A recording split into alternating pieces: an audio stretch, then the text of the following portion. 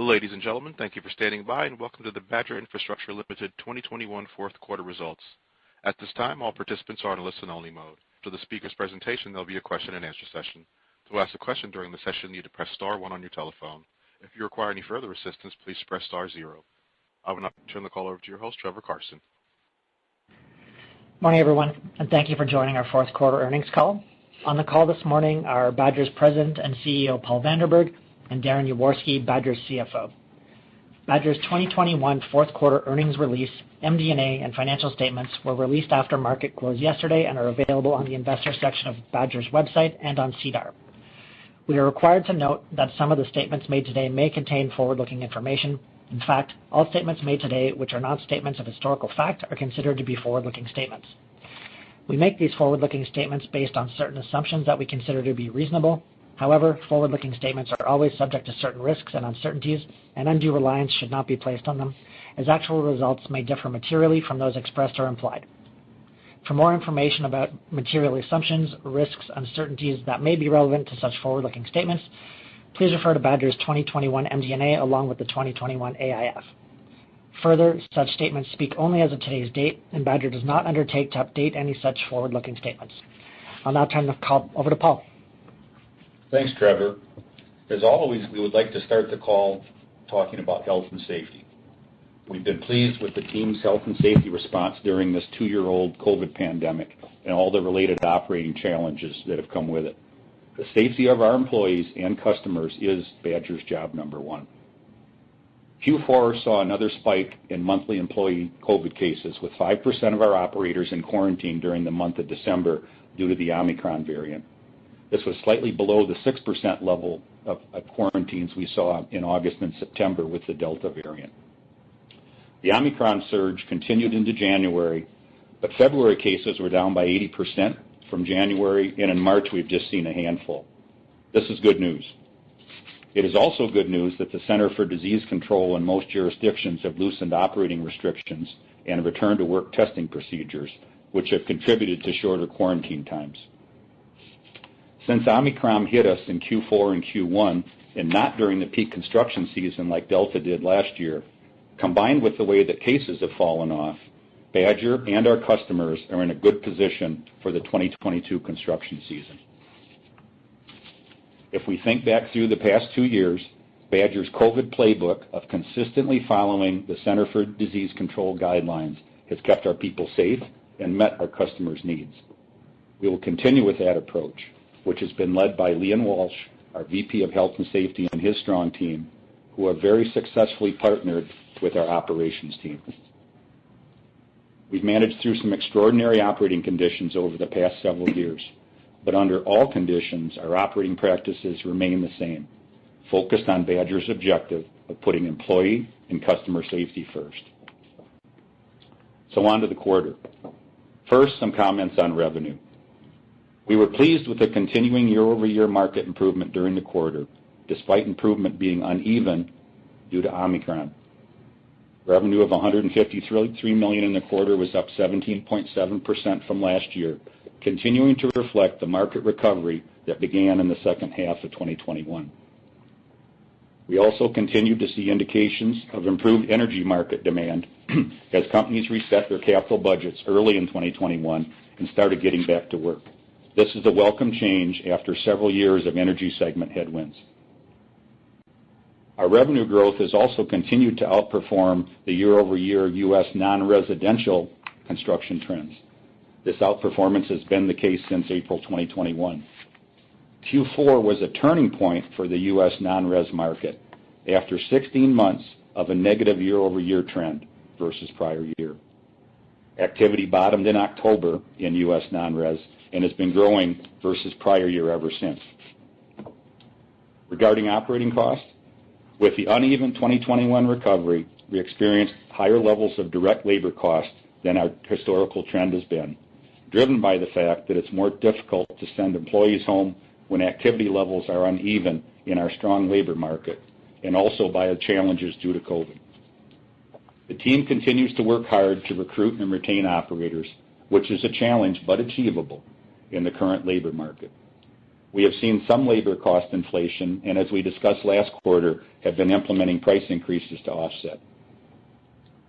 Direct labor will be less of a challenge as our activity levels continue to improve and demand becomes more steady.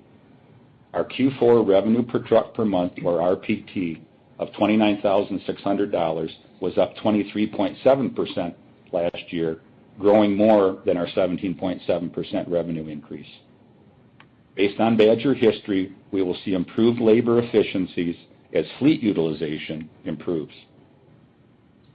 The recent oil spike is a short-term operating challenge that Rob Blackadar and the operations team are focused on. Both procurement and pricing actions have been implemented.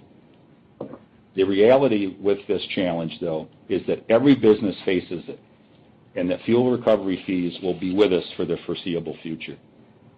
It's manageable. We continued to manage our costs in all areas during the quarter. With markets shifting to a recovery mode, we reviewed all aspects of Badger's operations for efficiencies. This review resulted in a series of cost-cutting moves and a $4.2 million charge in the quarter. These moves have good paybacks and will reduce our costs going forward. On the manufacturing side, given the continued year-over-year revenue and utilization improvements in Q4, and as we mentioned last quarter, we had been evaluating the need for a ramp-up of the manufacturing build rate. For 2022, we are currently planning to add between 150 and 180 units and retire between 40 and 60 units. This compares to 2021 addition of 32 units and retirement of 53. Our manufacturing team has positioned the plant well for higher production levels and more volume efficiency. We are also very well positioned for our supply chain components. This positioning is a plus for Badger's ability to place new equipment into service versus competitive manufacturers who are experiencing tight supply in truck chassis. Market indications are that equipment will be difficult to source over the next several years, which makes Badger's manufacturing and vertical integration more valuable. We also implemented a new manufacturing requirements planning, or MRP, system during the second half of last year. It went live at year-end. So our Badger manufacturing operation is now up and running on a modern MRP system integrated into our overall Oracle ERP platform. In January, we entered into a long-term lease for 7 acres adjacent to the Red Deer plant. We're in the process of working through the facility and integration plans, but we expect that this addition will enable Badger to expand capacity beyond our previously stated level of 350 units per year on a single shift basis. More to come over the next several quarters as we firm up our plans, but we were very pleased to be able to take advantage of this opportunity, which really positions Badger for longer-term and future growth. So some additional comments on the 2022 outlook. We are well positioned for a busier year in 2022. We see pent-up demand across many markets, and the year-over-year trends are favorable. Labor and truck availability will make existing fleets, and especially fleets that are staffed with trained employees, in demand and more valuable. We incurred the cost of recruiting and training operators during the uneven recovery year of 2021, and we expect that this effort will pay off as demand continues to expand and activity is steadier. Fleet utilization and labor utilization go hand in hand, and both drive operating leverage. Another change that we made in the second half of 2021 that will impact 2022 and beyond was the strengthening of our operations team and addition of sales and marketing leadership. This is part of executing on a focused commercial strategy that targets the significant market opportunity that we see for non-destructive excavation and related services. Rob is strengthening the team with experienced Badger operations and sales leaders stepping up to broader responsibilities, and new leaders with extensive industry experience joining the team. We are establishing a focused sales and marketing organization, including a national accounts function. This is exciting. The objective here is to aggressively leverage Badger's broad operating footprint, business scale, and extensive customer relationships, more than we've ever been able to do historically. This is an advantage Badger has that none of our smaller competitors have. We expect that these initiatives will benefit growth and add operating leverage as they gain momentum during the rest of the year. So unless there are geopolitical or major macroeconomic disruptions, we see 2022 conditions to support continued progress in expanding revenue, increasing our operating leverage, and driving margin. As we said in past quarters, we expect that margins will return toward historical levels as the recovery continues. And now I'd like to turn things over to Darren for our Q4 results. Thanks, Paul, and good morning, everybody. Our revenue in the quarter, as Paul mentioned, was approximately $153 million, and for the year was $569 million, up over 17% and approximately 2% respectively. Gross margin was 19% and approximately 21% respectively for the fourth quarter and full year 2021. As Paul mentioned, we continue to invest in operators and key sales and operations personnel in anticipation of a market recovery. G&A expenses were approximately $47 million for the full year. These costs were modestly elevated over last year's level to support the completion of the legal entity reorganization and the MRP system implementation that Paul mentioned earlier. Both the legal entity and the MRP system went live on January 3rd of this year, and we continue to anticipate our normalized G&A run rate to be approximately $40 million annually. Adjusted EBITDA was approximately $17 million and $72 million respectively for the quarter and full year. As Paul mentioned, adjusted EBITDA reflects the approximate $4 million in cost-cutting actions completed in the fourth quarter.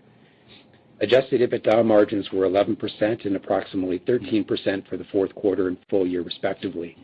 Again, these margin levels reflected the challenging conditions in 2021, the uneven business recovery, our continued investment in operators, and strengthening our operations and sales teams.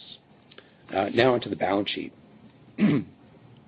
Badger maintains a focus on ensuring the strength of its balance sheet and its financial flexibility.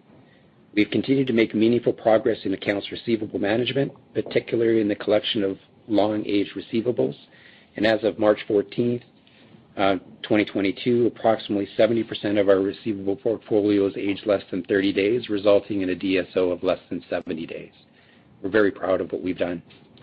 In January, we repaid the final installment on our senior secured notes with Prudential, resulting in our debt being consolidated within our 5-year committed credit facilities with our syndicate of banks.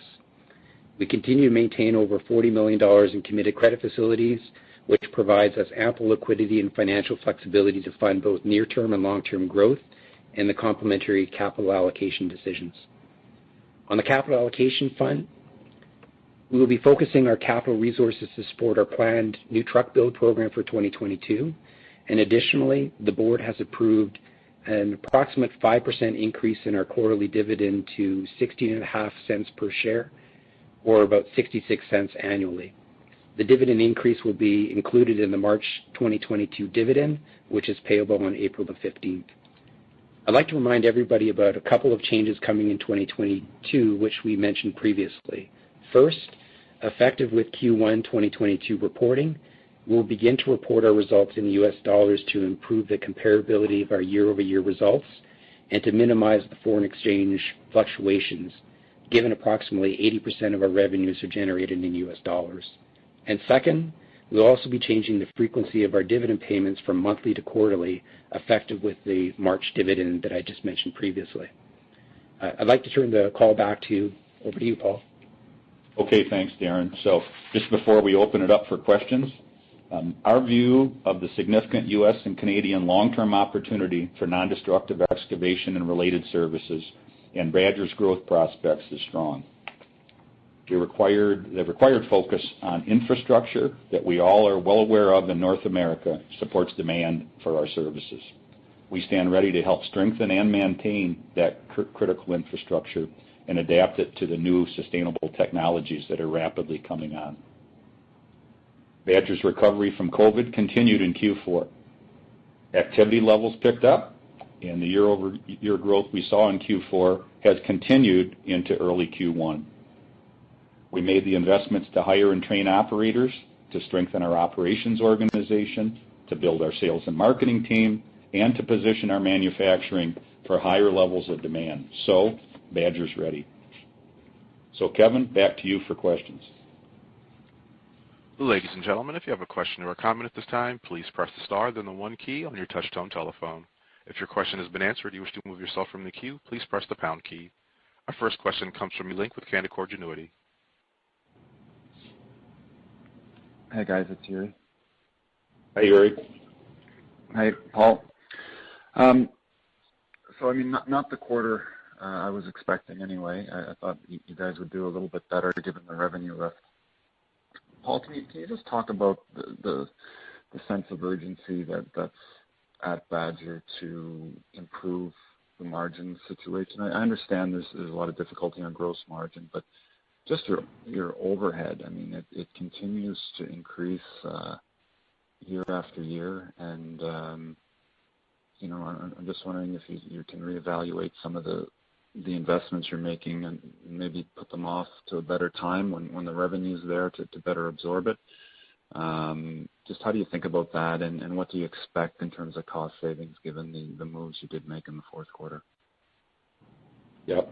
Well, I'll answer the last question first. We expect very good paybacks on those, you know, less than 2-year paybacks, a lot of them less than 1-year payback. So those were good moves for us. And regarding the overall cost management focus and the focus that we have and the prioritization we have put some things in place for the longer term. This is a program we've been working on for several years, and things like the MRP system, you know, building up the operations team and the sales and marketing organization, are actions that are going to benefit us, seeing a lot of benefit, we think, as we get into the second half and beyond of 2022. And these are actions that we really need to take to position Badger for the long term, to match up with the long-term market opportunity. Timing, you know, had we known we had 2 Delta variants during the year, one during our 2 busiest months in Q3, when we also had a major emergency response, you know, perfect hindsight is something we didn't have, and your question on timing is a good one. But I can tell everyone on the call that it is all hands on deck on driving margin. And it's not only cost management, but it's also revenue realization and pricing. And, you know, that is an aspect of the strengthening of our sales and marketing team with the type of professionals that have come in under Rob's leadership, that are skills and experience that Badger has not had historically. So, you know, I view this as a pretty significant reset of our operations team and the leadership skills.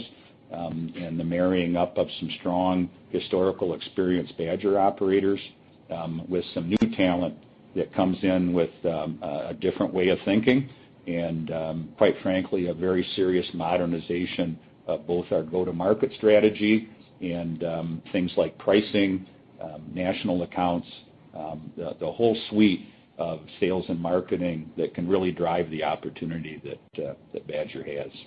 So, you know, the timing's not the greatest, Yuri. You know, we've had that discussion the last several quarters with the board, but the moves are the right moves for the company longer term. And you know, the only thing I can say is we're just going to have to prove it each quarter, not only to ourselves, but to all the analyst and investor community. And that's something we talked about yesterday with the board, actually. So. Okay. My second one is on the build. I mean, why do you want to build 165 odd trucks in 2022? I mean, the RPT annualized is still well below an optimal level. You still have a lot of slack in the fleet. It looks like you're struggling to staff the fleet that you have, and your stock price is at or near a 52-week low. It might be better to buy back stock here. So just your thoughts on that, and if you could tie in the current truck economics given the substantial increase in manufacturing costs you experienced last year. Yeah. Well, we want to make sure we have the trucks there and the demand there as some of our sales and marketing programs kick in. I can't comment too much on the current trends we're seeing, but it's been a very solid start to the year. As I said, our year-over-year trends in early Q1 have been very positive, and we're seeing a very positive year-over-year growth going forward for 2022. So the RPT and the utilization dynamics we expect are going to change as we get into the summer season and beyond. So we want to make sure the trucks are available, and that's the purpose behind the increased build. And I think you've seen Badger for a number of years. This is a similar scenario that we had in Q1 of 17, coming out of the oil and gas downturn, where we announced a higher truck build, where the RPTs were still climbing their way back up. So a very, very similar type of recovery scenario from that perspective. But back then, Paul, it cost $400,000 to build a truck, and now it costs $550,000 to build a truck. Yeah. Well, if you take a look at the cost, the cost last year were at a very low volume rate, so there's about a 10% swing just in volume impact from the rate we had last year to a more normalized build rate. Inflation is there on truck components. That is a fact, and that's one of the reasons we brought in a new ops leader with Rob and are building up the ops organization, that the value of these units need to be realized, and that's a big focus from the team. So revenue realization is a real focus along with pricing, and I think the good part of what we see coming the next couple of years is that trucks are going to be in quite short supply in the industry, and that they're going to be hard to get.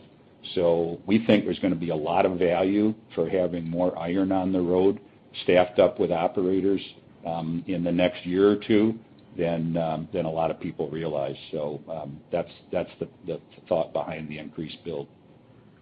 Okay, I'll turn it over. Thanks, Paul. Okay, thanks, Yuri. Our next question comes from Michael Doumet with Deutsche Bank. Hey, good morning, gentlemen. Good morning. I wanted to dig into the gross margins here. As you discussed, for margins to normalize, it seems like there's an element of operating leverage, of pricing, and of cost control.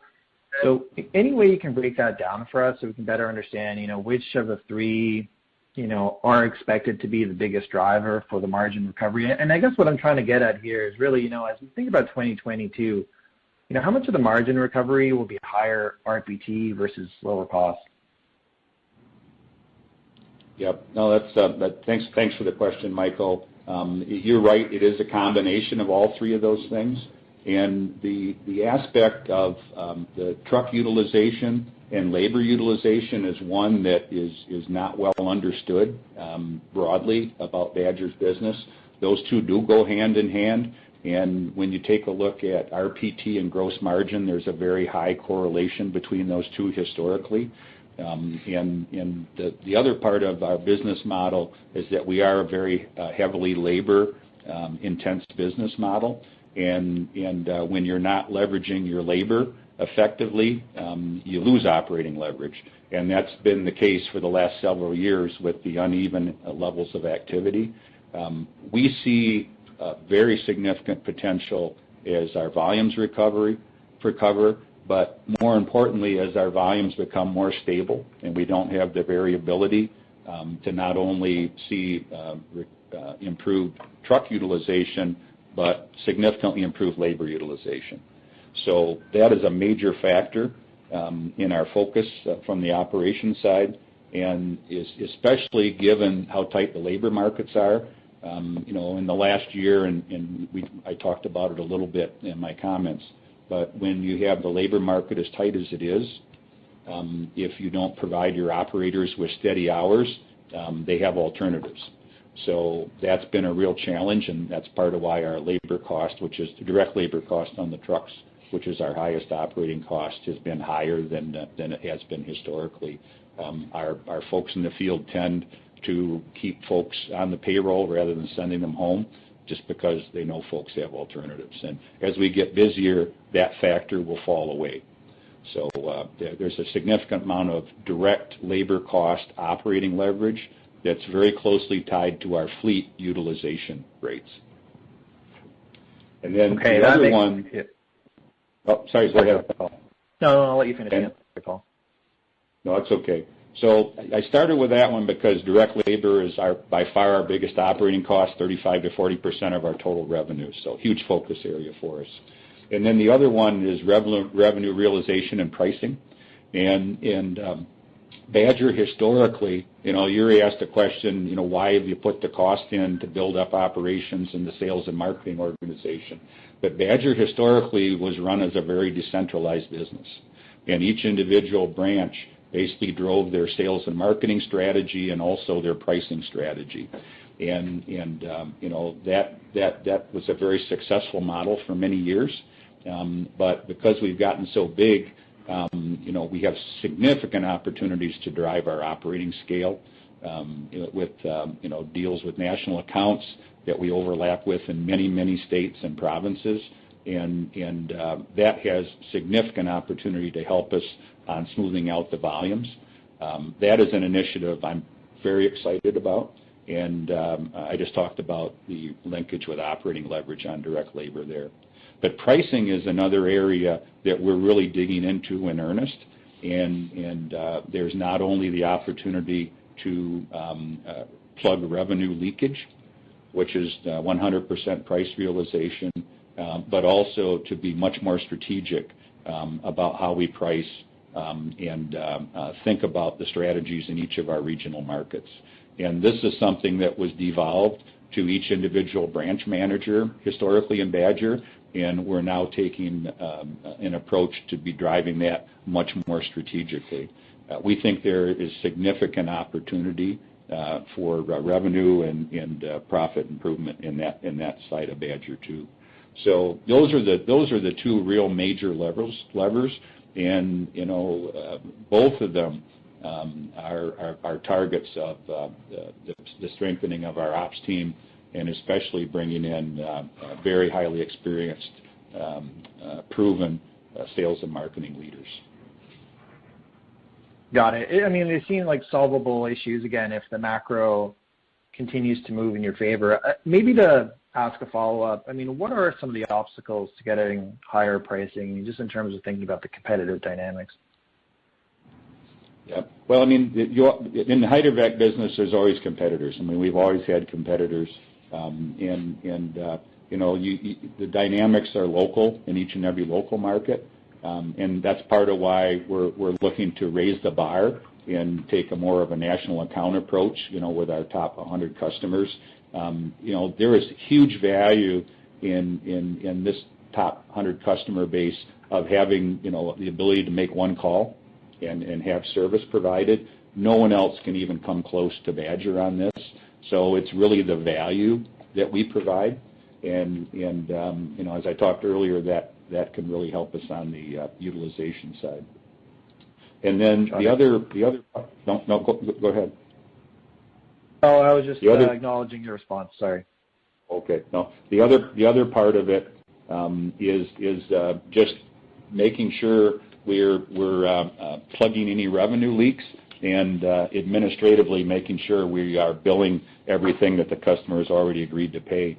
So Rob Lackadar and Darren have taken a real focused approach together with our field back office, and focus that under a very talented head of our IT to make sure that we're driving all the IT system capabilities and making sure our admin is very efficient, making sure that all those revenue leaks are plugged in. That's low-hanging fruit.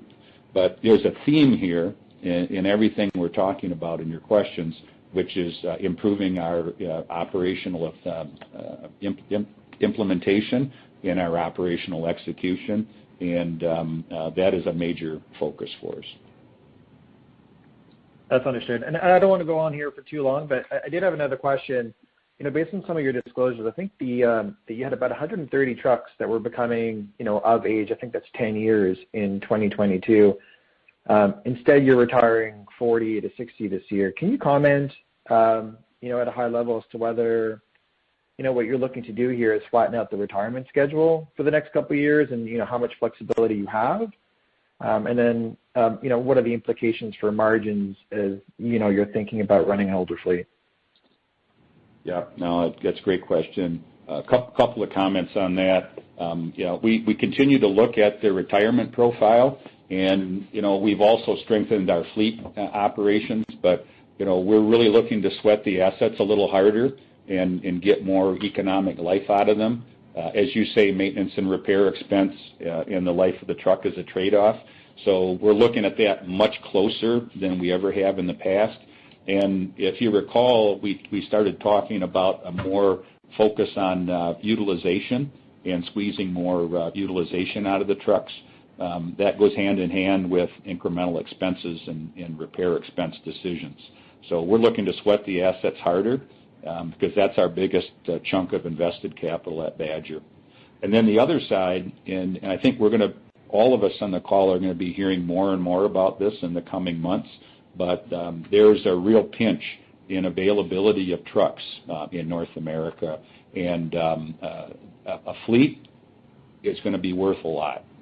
And so we want to make sure we have enough fleet to meet demand with markets recovering, and the fact that we have trucks available are going to make Badger first call versus other companies that are going to have trouble putting trucks on the road. So that's why we're so pleased about our supply chain position with chassis. That's why we're increasing the build to have the trucks available. And we see this as a several-year opportunity. And, with a lack of ability to get as many trucks on the road that many industries are going to see, trucks are going to be more valuable, and that should translate into price. Thank you for the comprehensive answers, Paul. Okay, thanks, Michael. Our next question comes from Maggie MacDougall with Stifel. Good morning. How are you doing? Hey, Maggie. I wanted to just touch on the restructuring activities of Q4 and talk a bit about any cost savings or efficiencies that are going to come from those in the upcoming year that we would not have seen in the past.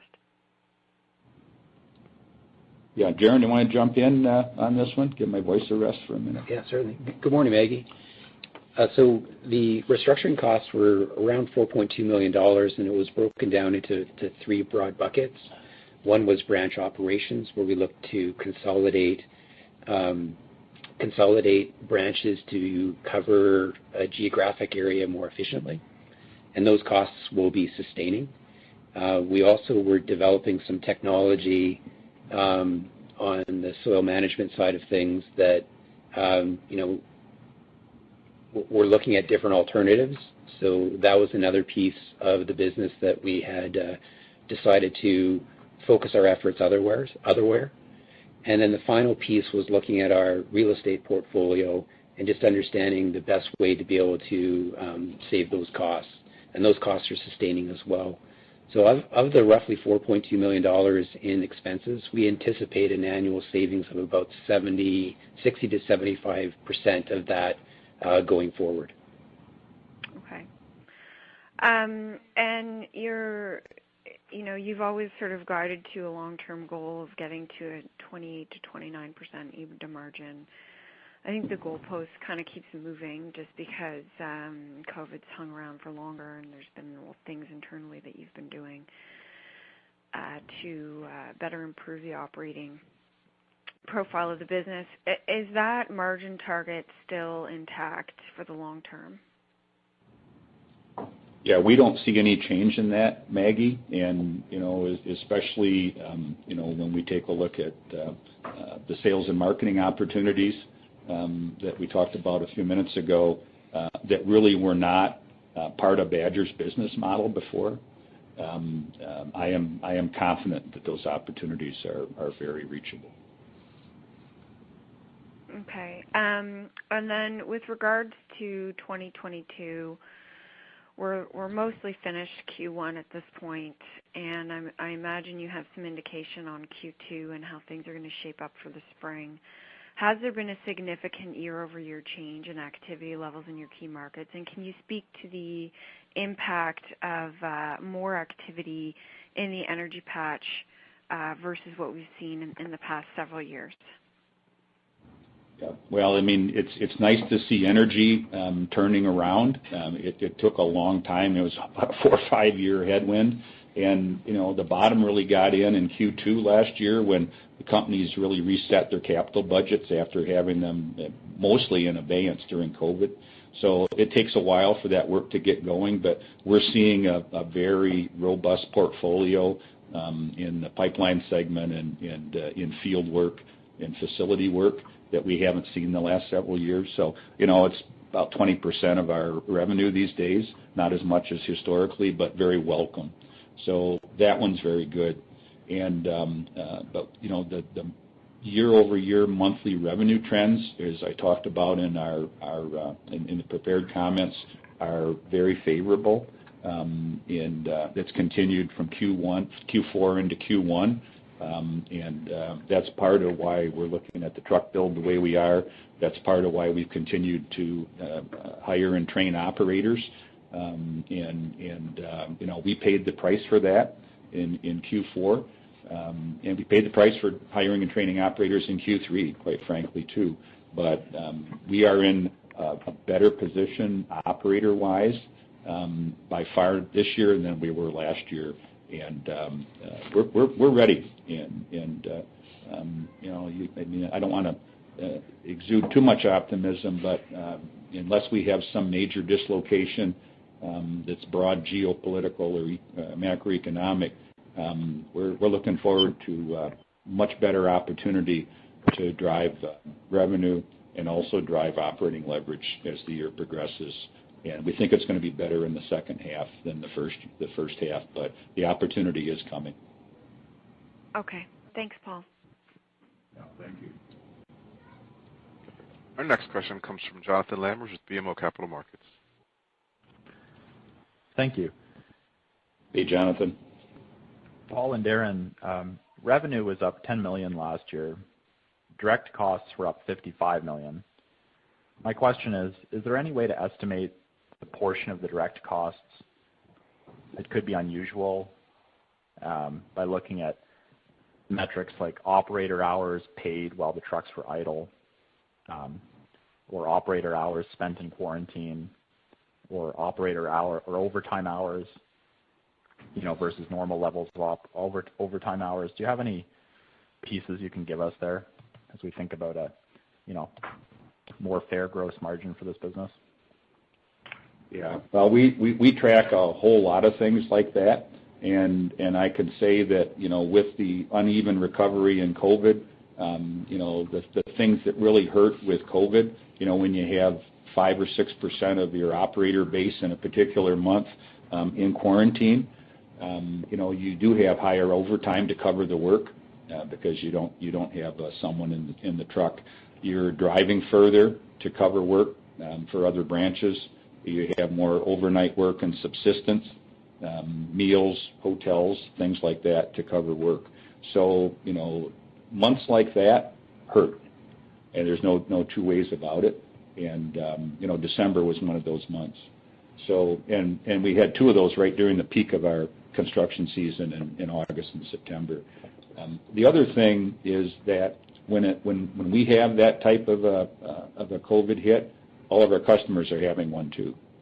So you have a lot of disruption just with job sites and customer activity too. So that's why we're so cautiously optimistic about what we see coming into this spring, given that the Omicron variant's dropped off so far. So we track an awful lot of things, not statistics that we would like to start publishing or are able to start publishing, but we track non-billable hours, so hours that are paid but not billed. Major focus for us and a major pricing opportunity in an internal improvement, one of those price leakage things I talked about earlier. When you get past that, you got overtime management, non-billable hours. You have mobilization.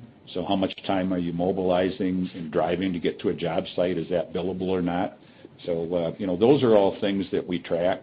And direct labor is the big bucket we focus on because, as you say, it is our biggest cost. Okay, thanks. So as the company sets its incentive plans for this year and what's required for target payouts, would 15% EBITDA growth from 2021 be adequate, or are you also requiring some margin improvement to get targeted payouts? Yeah, Jonathan. We have a real focus internally on operating leverage and margin for 2022, and I think that's going to continue to be our focus, just because we have a number of execution and business improvement opportunities. So we don't have 2023 internal incentives in place yet, but 2022 is going to be a year of focus on business improvement and execution improvement, and that's why I'm so pleased with Rob's activities his first 7 months. And we got to keep in mind that he just got his regional organization and his new sales and marketing organization actually announced and in place at the beginning of January.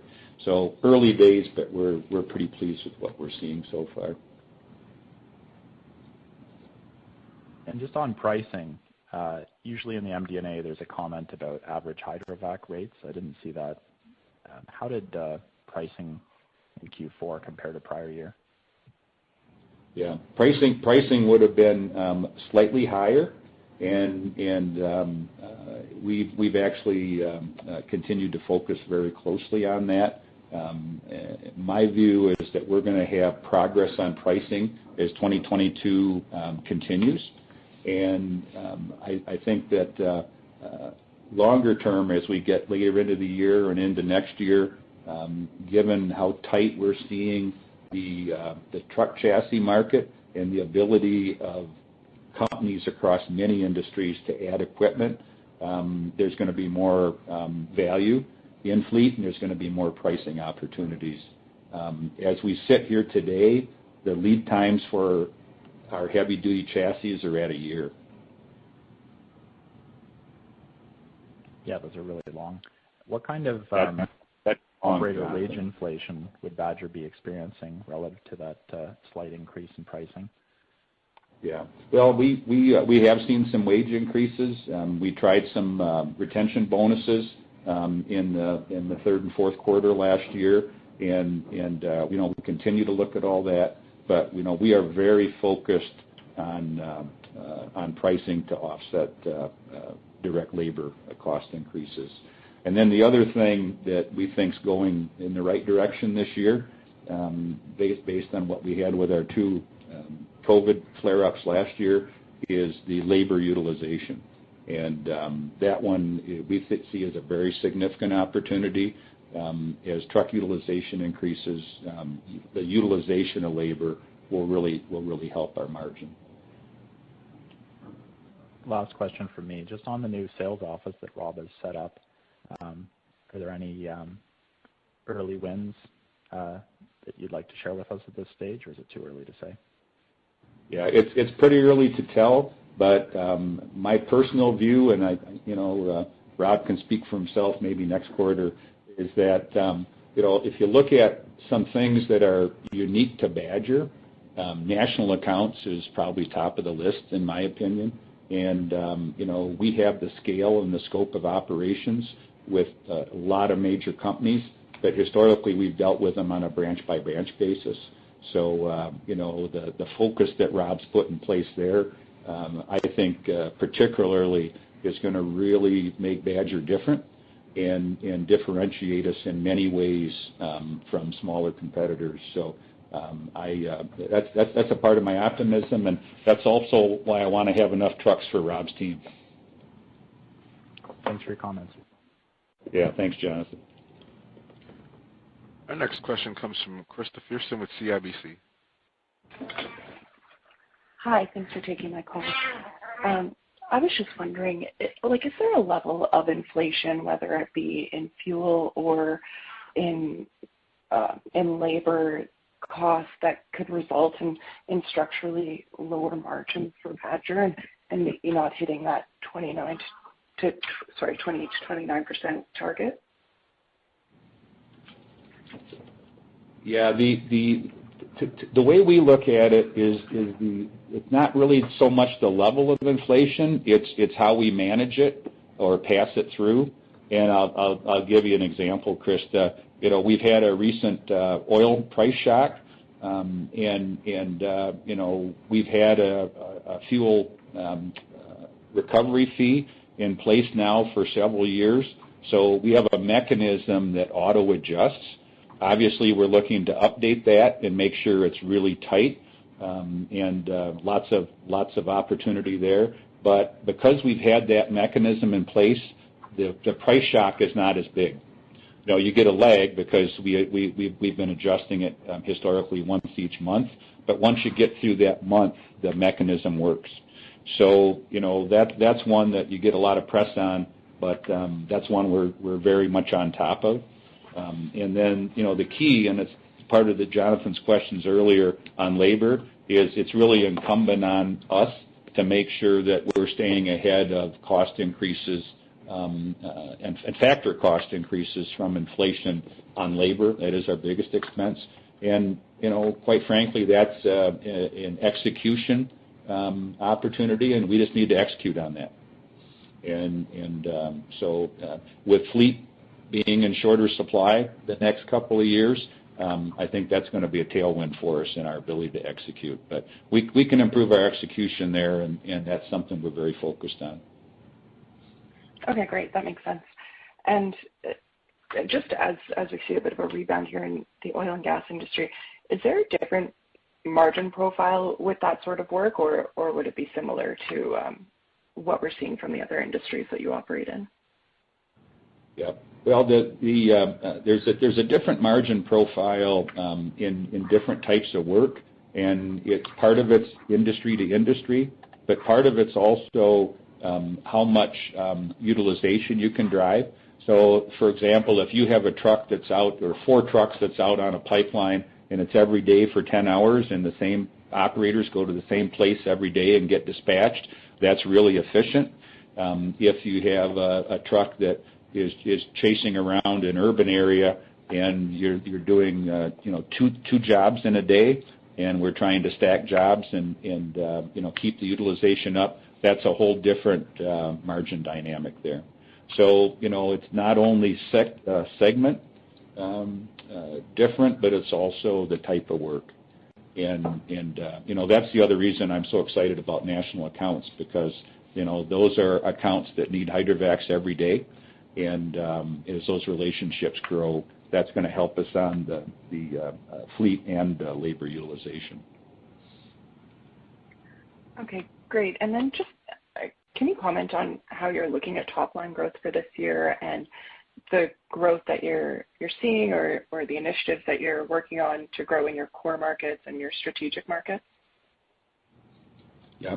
Well, I can't really comment specifically on the top-line growth we're forecasting for this year, but we have been pleased with the year-over-year growth we've seen so far in Q1, and we're ramping up the fleet and making sure we have the operators to be able to take care of that.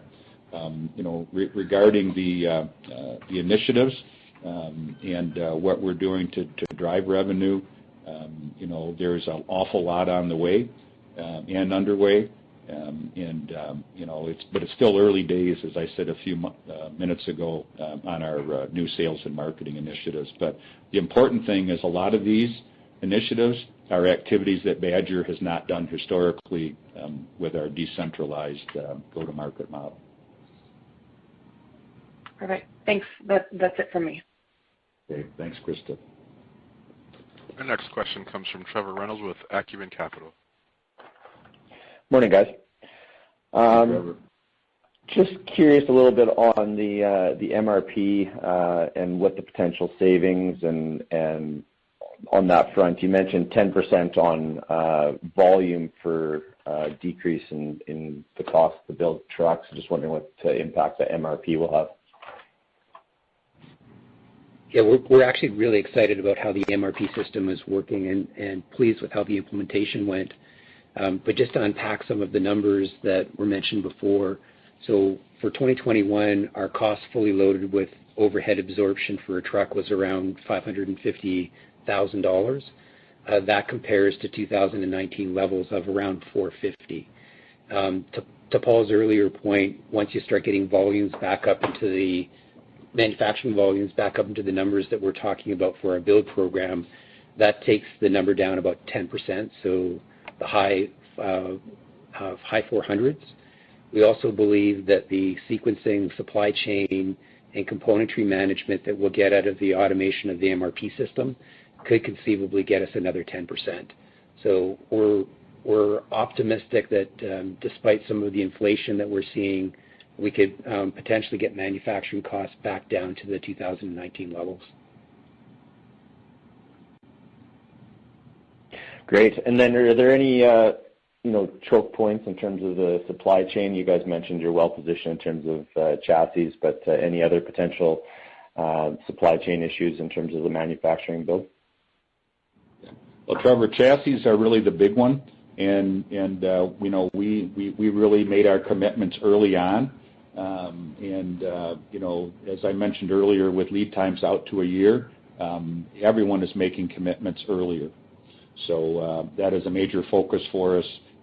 We did make commitments early on, and if you think back historically what was going on in Q3 with Delta and all sorts of disruptions, we made the moves we had to make, and we're very pleased with those moves. So we're in a very good position.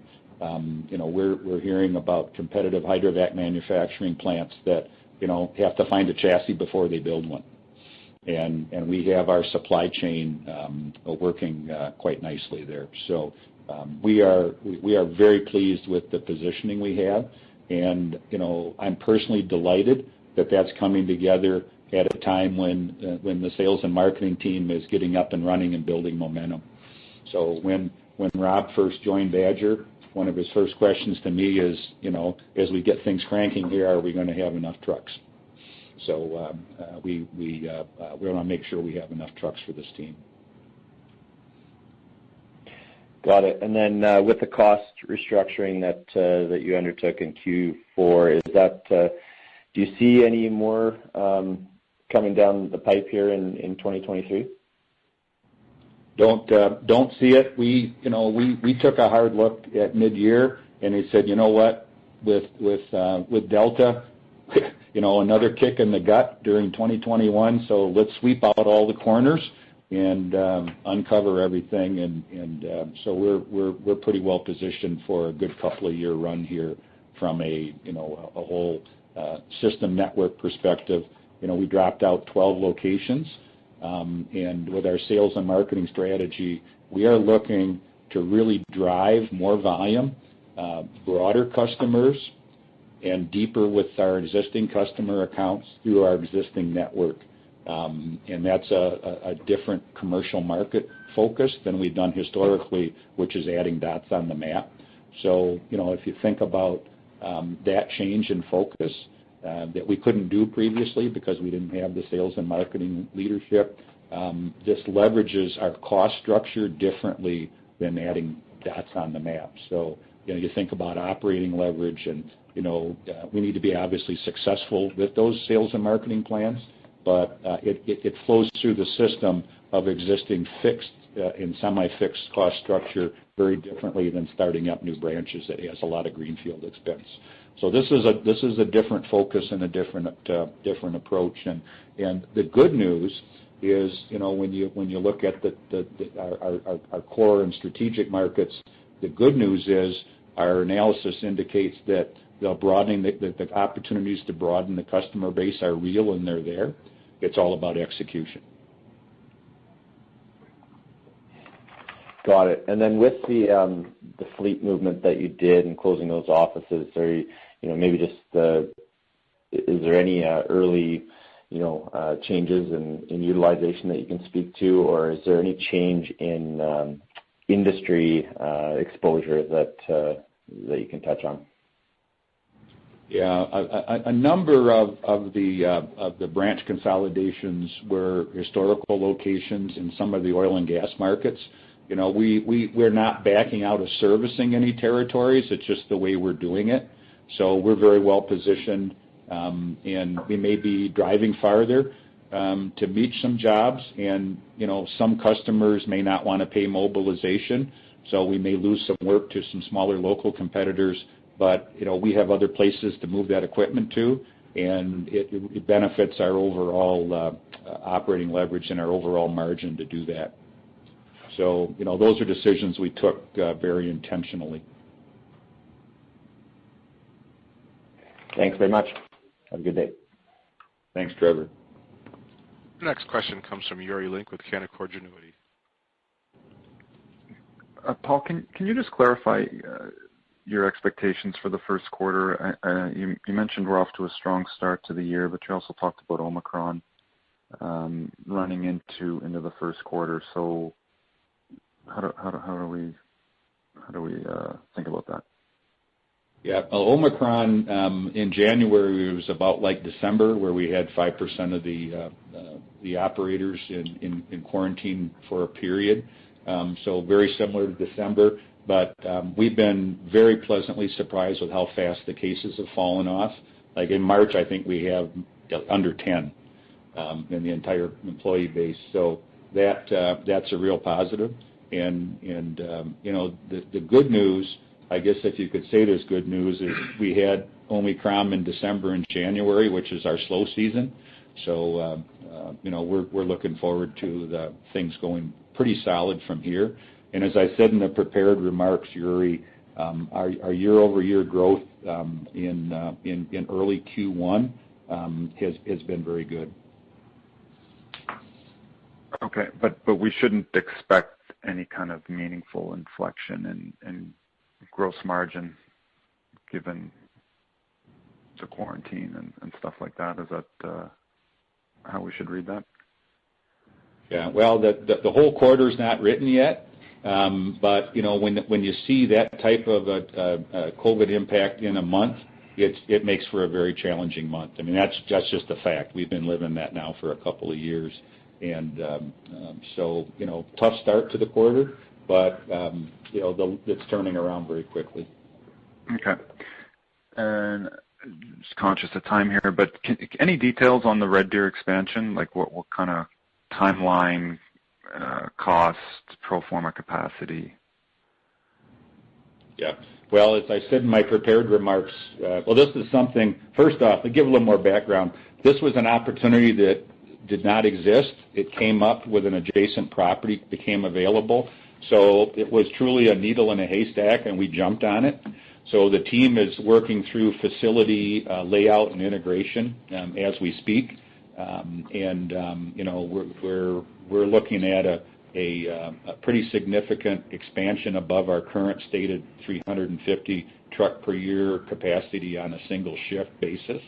And I can say that the capital requirements are modest, and I would stress the word modest. So that's the other part of this that's pretty exciting. There are buildings there, and we're also consolidating. There's actually cost savings to it. We're actually consolidating 3 remote shops that were scattered around Red Deer into this one integrated facility, which gives you all kinds of operating efficiencies. We were hauling parts around town on flatbeds back and forth, and we're eliminating all of that. So cost savings, safety improvement, efficiency improvement, all of the above. It really was a needle in a haystack, and that's why we jumped on it. But the capital is very modest. That's part of why it's so exciting. Got it. Sounds good. Okay. Thanks, Paul. Yeah. Thanks, Yuri. And I'm not showing any further questions at this time. I'd like to turn the call back over to our host for any closing remarks. Okay. Thanks, Kevin, and appreciate everyone's participation this morning. So on behalf of all of us at Badger, we want to thank our customers, employees, suppliers, and our shareholders for everyone's ongoing support and working with us to drive Badger's success. Thank you. Ladies and gentlemen, this does conclude today's presentation. You may now disconnect and have a wonderful day.